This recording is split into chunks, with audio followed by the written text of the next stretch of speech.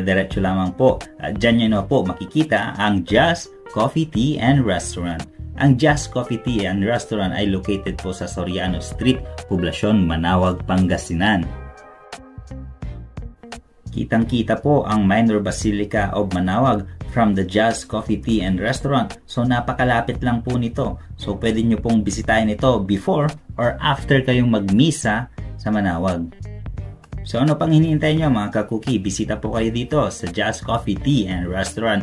Open po sila from 10 a.m. till 10 p.m. So ayun mga kakuki, enjoy the rest of the video. Stay safe and God bless!